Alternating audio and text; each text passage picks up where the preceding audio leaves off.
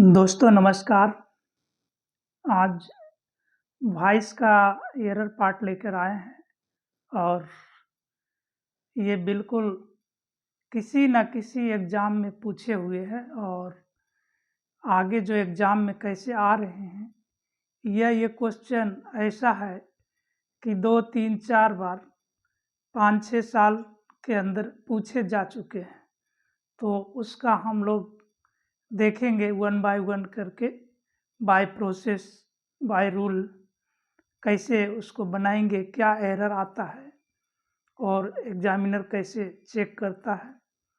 तो यहाँ पे सब तरह के देखेंगे। तो स्टार्ट करते हैं।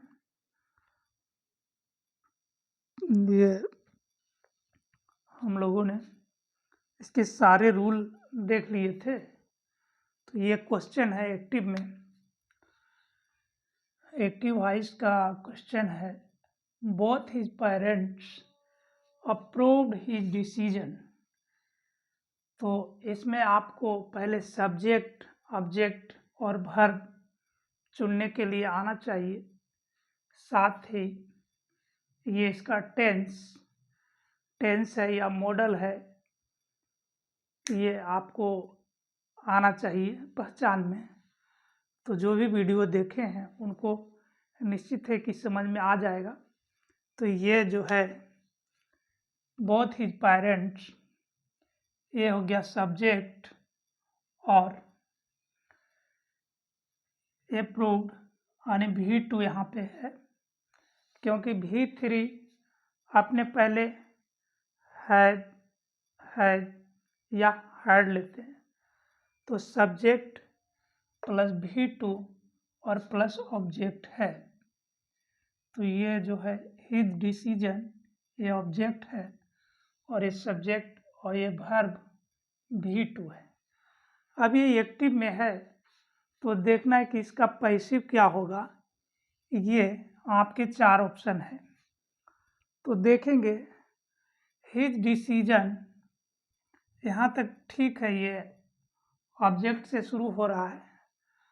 और हैड बीन, ये जो है पास्ट इंडेफिनिट का सेंटेंस है, तो ये हैड नहीं लगेगा, तो ये बीन भी नहीं आएगा, मतलब ये एरर हो गया। इसका स्ट्रक्चर है एक्टिव में सब्जेक्ट प्लस V2 और प्लस ऑब्जेक्ट, ये एक्टिव में है। और इसका पैसिव जो बनेगा आप लोग पढ़ चुके हैं। तो पैसिव में इसका होगा ऑब्जेक्ट प्लस वाज या were plus V3 plus Y और प्लस ऑब्जेक्ट इधर आ गया तो इधर सब्जेक्ट जाएगा, यानी कि सब्जेक्ट के स्थान पे ऑब्जेक्ट, ऑब्जेक्ट के स्थान पे सब्जेक्ट।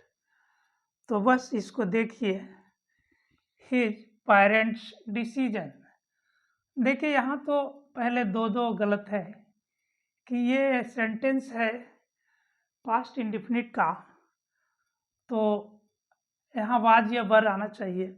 और हिज जो है खुद पजेसिव है, मतलब हिज खुद पोजीशन बताता है, अधिकार बताता है, तो फिर भी उसमें अपस्ट्रोफी एस देने की कोई ज़रूरत नहीं है। तो यह यहाँ पे गलत हो गया। और दूसरा गलत है कि यह टेंस में होना चाहिए, तो टेंस तो बाद है, ठीक है यहाँ पे, लेकिन हिज पेरेंट्स डिसीजन, तो ये हिज आ गया और इसका भी मतलब का होता है और हिज मतलब भी उसका होता है। तो उसका मतलब उसके पेरेंट्स का 2 बार हो रहा, तो ये जो है एरर है, मतलब इसको किसी तरह से ठीक नहीं बोलेंगे। अब आगे चलते हैं। हिज डिसीजन, अच्छा हिज डिसीजन ये ठीक है, लेकिन यहाँ गोट की कहाँ से लाए, इसका कोई ज़रूरत नहीं, तो ये भी एरर हो गया, यानी BABC कोई एरर हो गया। अब देखिए हिज डिसीजन ऑब्जेक्ट हो गया, प्लस वाज या वर आएगा, वाज हो गया, प्लस V3 हो गया, प्लस Y और प्लस सब्जेक्ट। ये बिल्कुल सभी तरह से ठीक है, मतलब इसमें किसी तरह के कोई एरर नहीं है, तो अपना आंसर हो जाएगा D. D is the correct answer. अब आगे चलते हैं, इससे क्या होगा, आपको रूल का भी रिवीजन हो जाएगा और परीक्षा में, मतलब एग्जाम में SSC बैंक PO CPO आदि में कैसा आ रहा है, तो सेम क्वेश्चन यही आपको बार बार रिवीजन मिलेंगे, सिर्फ इसके सब्जेक्ट ऑब्जेक्ट बदल सकते हैं, रूल नहीं बदलते हैं। रूल आप कहीं चल जाइए वही होगा, यहाँ पढ़िए, किसी और से पढ़िए, कहीं पढ़िए, रूल सेम रहेगा। तो आगे चलते हैं, क्लीन कर लेते हैं।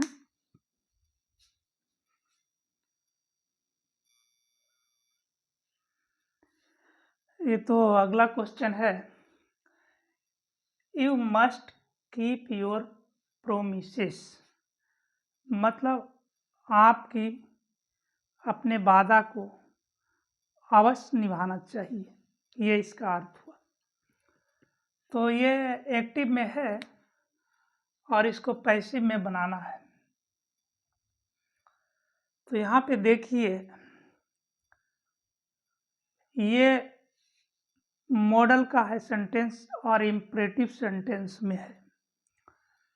तो इम्परेटिव सेंटेंस का रूल है पैसिव का सब्जेक्ट प्लस मॉडल, मॉडल आ रहा है इसमें, ये मस्ट जो है मॉडल के साथ साथ इम्परेटिव है, तो subject plus modal plus be plus V3 ये है, इसका इतना ही है। तो अब देख लीजिए इसके, योर प्रोमिसेस, आपका वादा, मस्ट बी केप्ट, इसका बाई यू लिखने की कोई ज़रूरत नहीं, और इससे भी मैच करिए subject plus model, subject plus model तो है, बी नहीं है, खत्म कहानी। आइए दूसरा में, your promises were kept by you, इसमें मॉडल के स्थान पे वर आ गया, वर जो कि गलत, ये भी गया काम से, यानी मॉडल है हेल्पिंग वर्ब में तो मॉडल ही आना चाहिए। सी में आइए, योर प्रोमिसेस, ये तो ठीक है यहाँ तक, आर कहाँ से ला दिए भाई, ये कहाँ से आ गया, घुस गया मॉडल में, सुनार के घर में लोहार कहाँ से घुस गया। अब देखिए, अब डी में आइए, your promises must be kept, ये जो है बिल्कुल रूल फॉलो कर रहा है, सब्जेक्ट प्लस मॉडल, या मानी मॉडल, मेन वर्ब नहीं कहिएगा, subject plus modal plus be plus V3। यहाँ देखिए सब्जेक्ट यहाँ से यहाँ तक your promise, subject plus modal plus be plus V3, ये डी जो है राइट। अब अगला क्वेश्चन पे चलते हैं।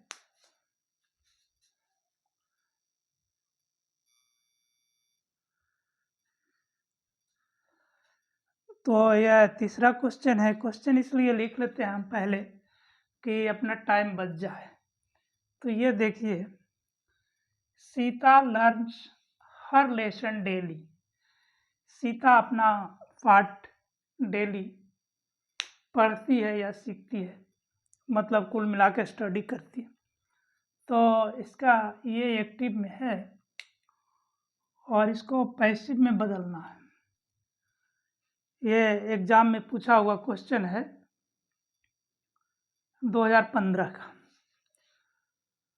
तो अब यहाँ देखिए कि सबसे पहले ये सब्जेक्ट, वर्ब, ऑब्जेक्ट और ये टाइम है, इसका तो कोई दिक्कत नहीं, उससे कोई मायने नहीं है, उसको हम वैसे ही रखेंगे। तो ये जो सेंटेंस है प्रेजेंट इंडेफिनिट टेंस का है।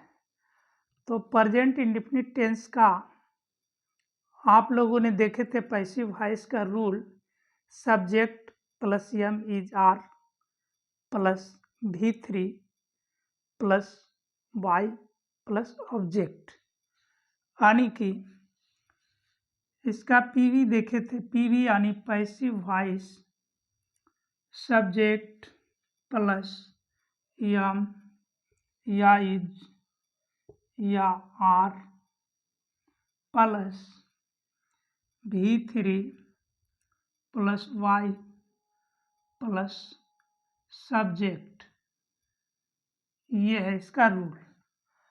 तो बस इसमें देख लीजिए आपका कौन सा फॉलो कर रहा है। देखिए बहुत आसान है, वॉइस का एरर ज़्यादा इसी पे पकड़ा जाएगा, हेल्पिंग वर्ब से। तो देखिए सबसे पहले ये प्रेजेंट इंडेफिनिट टेंस, ये वाज आ गया पास्ट का, कट डाउन द ट्री। आगे चलिए, हर लेसन, हर लेसन्स, यह वर है, गलत हो गया क्योंकि यह प्रेजेंट इंडेफिनिट का है।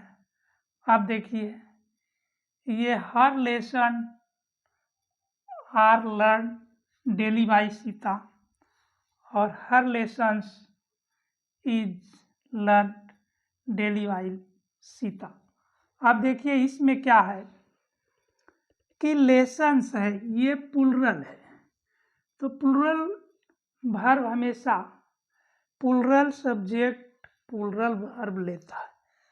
तो सब्जेक्ट तो हर लेसन्स ये प्लूरल है, लेकिन ये जो हेल्पिंग वर्ब है ये सिंगुलर है, इसलिए ये एरर है। अब ये देखिए सी, हर लेसन्स, ये प्लूरल है तो प्लूरल वर्ब लिया है। Her lessons are learn daily by Sita, ये बिल्कुल सही है। तो आपका सी नंबर करेक्ट है। अगला क्वेश्चन लेते हैं।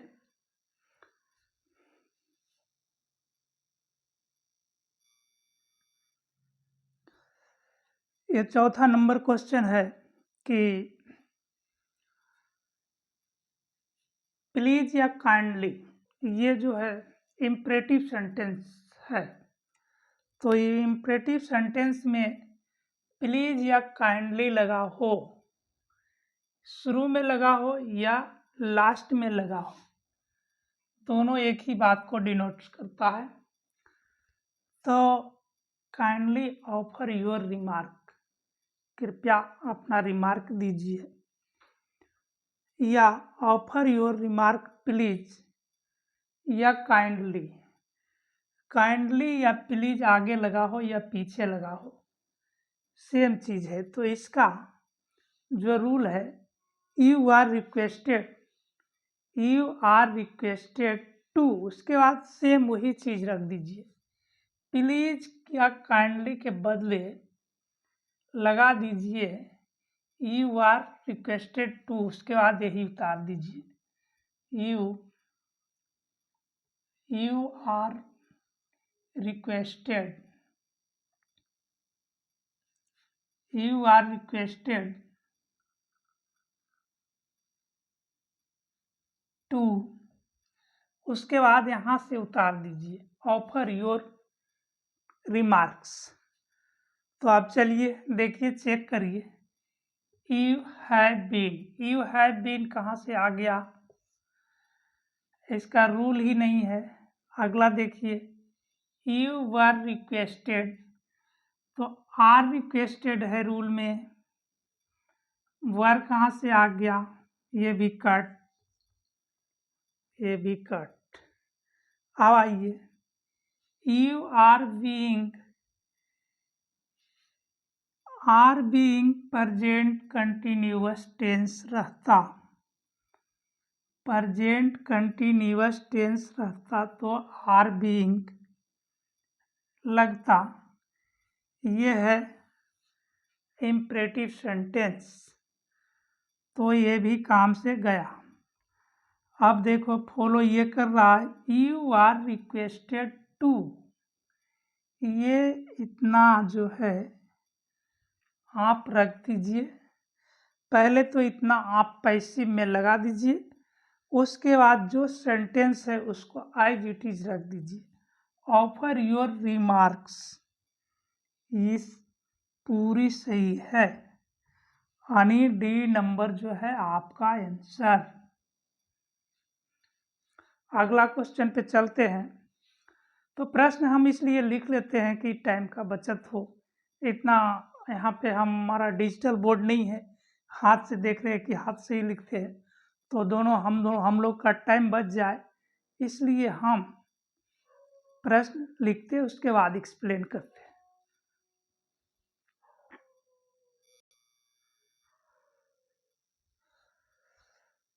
अगला क्वेश्चन है ये, इट इज टाइम से जब भी शुरू हो, इट इज टाइम से जब भी कोई भी एक्टिव वॉइस स्टार्ट हो, तो यहाँ तक के लिए इट इज टाइम, इसके लिए इट इज टाइम फॉर आता है। ये रूल में बताया गया है, आप रूल पढ़ लीजिएगा। तो इट इज टाइम फॉर, इसके बाद subject plus to be plus V3, ये इसका स्ट्रक्चर है पैसिव में। तो बस इसको मैच कर लीजिए। It is time for the plants to be water, यही सही है। और बाकी तीन ऑप्शन को चेक कर लेते हैं। The plants should be watered, देखिए ये शुड भी आता है इम्परेटिव सेंटेंस में, जहां ऑर्डर आदेश देते हैं, तो यहाँ पे ये नहीं आएगा। अगला इट इज टाइम है ही नहीं, इट इज द प्लांट्स है, तो ये स्ट्रक्चर फॉलो नहीं कर रहा। इट इज टाइम व्हेन, इसकी कोई ज़रूरत नहीं है, रूल में नहीं है, ये एरर हो गया। तो सही है जो ए नंबर है। किसी का उम्मीद है कि आप सभी लोग को समझ में आ रहे होंगे।